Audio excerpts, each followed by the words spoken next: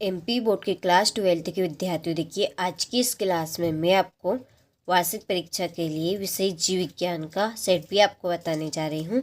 इसके पहले मैं आपको सेट ए बता चुकी हूँ। यदि आपने अभी तक नहीं देखा हो सेट ए को तो आप चैनल पर जाकर देख सकते हैं। बहुत ही अच्छे से मैंने कवर किया हुआ है। तो ये आपका मॉडल पेपर हिंदी मीडियम और इंग्लिश मीडियम दोनों में रहेगा। तो कुछ यहाँ पर निर्देश दिए रखे हैं, आप इनको यदि पढ़ना चाहे तो पढ़ सकते हैं। इसके नीचे आपको इंग्लिश मीडियम में देखने को मिलेंगे, ठीक है। तो चलिए बिना किसी डाउट के वीडियो को हम शुरू करते हैं। धैर्य शांतिपूर्वक आपको सभी चीज़ें कवर अच्छे से करनी है, ठीक है।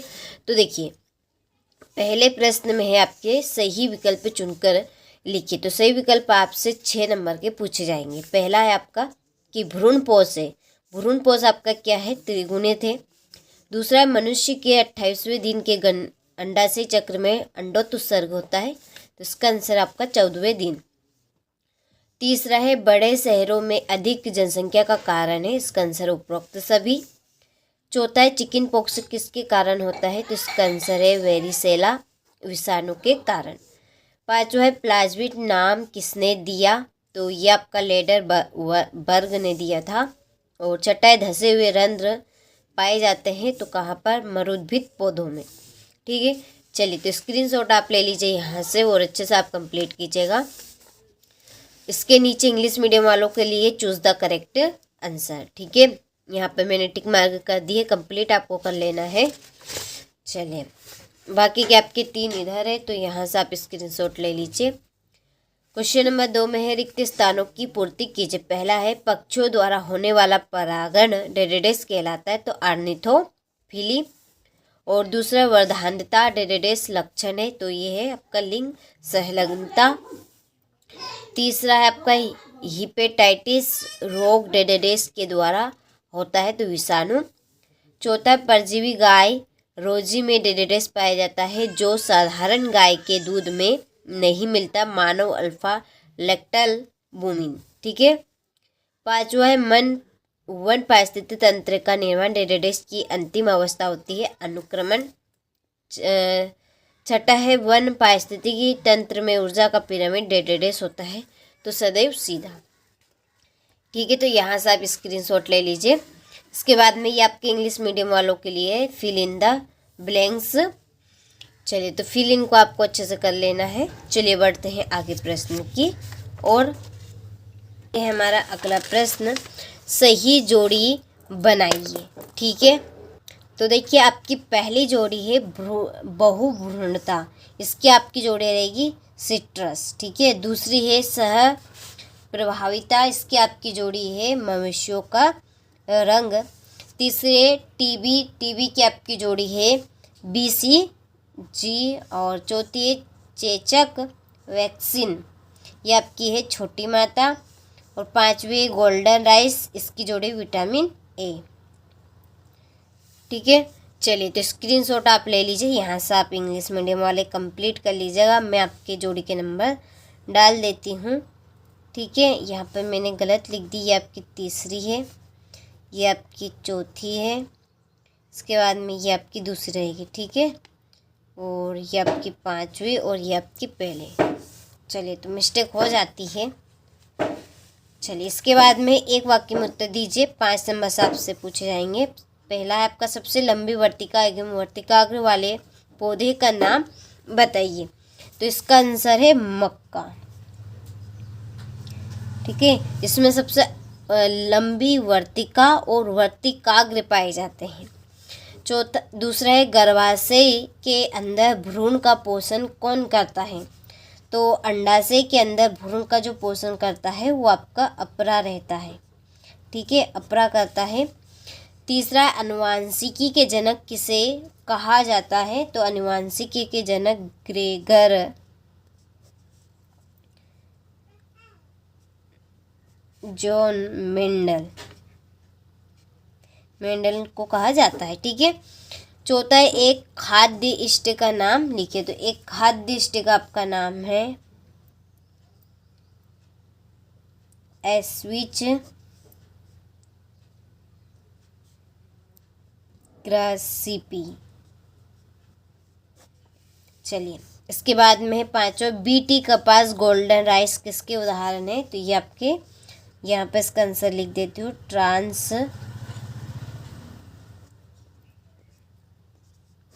ट्रांसजेनिक फसलों के ये आपके उदाहरण है। ठीक है, चलिए तो यहाँ से आप स्क्रीनशॉट ले लीजिए। इसके बाद में ये आपके इंग्लिश मीडियम वालों के लिए है, give the answer in one word. ठीक है, चलिए फिर है एक वाक्य में उत्तर, सत्य असत्य लिखिए। ठीक है, 6 नंबर के आपसे पूछे जाएंगे। तो पहला है, मानव में निषेचन फैलोपियन नलिका में होता है। तो ये बात आपकी सत्य है, यहाँ पर सत्य लिखाएगा। दूसरा, ब्रह्मांड की सबसे छोटी इकाई पृथ्वी है। तो ये आपका सत्य है। ठीक है, चलिए इसके बाद में तीसरा, माइकोप्लाज्मा को PPLO भी कहा जाता है। तो इसका आंसर आप राइट रहेगा। चौथा है, मच्छरों के नियंत्रण के लिए लोहू मछली पाई जाती है। तो ये आपका सत्य है। चौथा, प्रथम परजीवी गाय का नाम रोजी है। तो ये आपका सत्य है। और छठा, चंदन आंशिक मूल परजीवी पादप है। तो ये भी आपका सत्य है। ठीक है, चलिए इसके बाद में स्क्रीनशॉट आप ले लीजिए, फिर ये आपके इंग्लिश मीडियम वालों के लिए है। तो देखिए यहाँ पे मैं आपके टिक मार्क कर देती हूँ, कंप्लीट कर लेना है अच्छे से।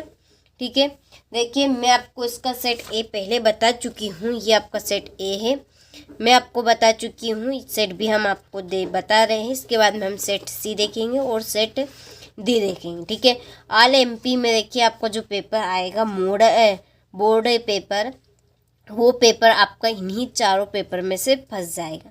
ये 100% श्योर है, मैं 100% गारंटी आपको देती हूँ। अब तो बिल्कुल इन चारों पेपर को अच्छे से कंप्लीट कर लीजिए। रियल पेपर के चक्कर में आप बिल्कुल भी ना पड़े, क्योंकि रियल पेपर आपको कहीं पर भी नहीं मिलेगा।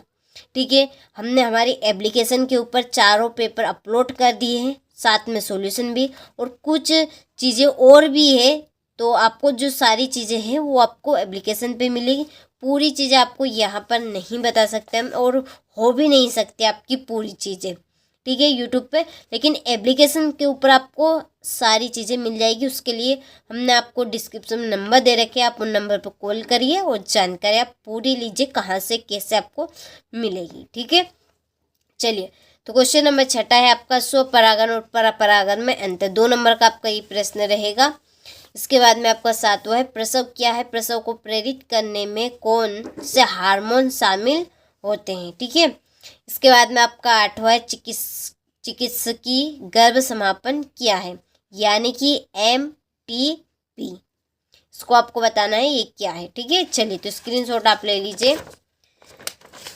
इसके बाद में हमारा 9वां प्रश्न है कि जीनोटाइप व फिनोटाइप में अंतर लिखिए। 10वां, डाउन सिंड्रोम से क्या तात्पर्य? 11वां, एलर्जन क्या है या एलर्जी किस प्रकार उत्पन्न होती है? 12वां, जैविक ऑक्सीजन मांग किसे कहते हैं? ठीक है, चलिए 2 नंबर के आपके प्रश्न इम्पोर्टेंट। यहाँ से आपका 3 नंबर का प्रश्न शुरू होता है कि एक प्रारूपीय आवृत्ति बीजीबी जांड के भागों का विवरण दिखाते हुए एक स्पष्ट एवं साफ सुथरा नामांकित चित्र आपको बनाना है। ठीक है, 14वां प्रश्न है, DNA का वाटसन क्रिक मॉडल को नामांकित चित्र सहित समझाइए। आपका 15वां प्रश्न है, प्रतिजन क्या है? सामान्य लक्षण आपको लिखने इनके। ये आपका 16वां प्रश्न है, खाद्य श्रृंखला तथा खाद्य जाल में अंतर आपको देने हैं 3 कोई। इसके बाद में आपका 17वां प्रश्न है, जेनेटिक कोड के प्रमुख लक्षण बताइए। ठीक है, 4 नंबर का ये आपका प्रश्न है, तो आपको 4 से 5 लक्षण इसमें लिखने हैं। ठीक है, चलिए इसके बाद में है 18वां प्रश्न, 4 नंबर का, ये भी आपका GMO किसे कहते हैं? इसकी उपयोगिता आपको लिखनी है। ये आपका 19वां प्रश्न है कि निम्नलिखित में अंतर स्पष्ट कीजिए। परजीवता एवं सजीवता या सहजीवता और सहभोगिता। ठीक है, इसके बाद में आपका 20वां प्रश्न है,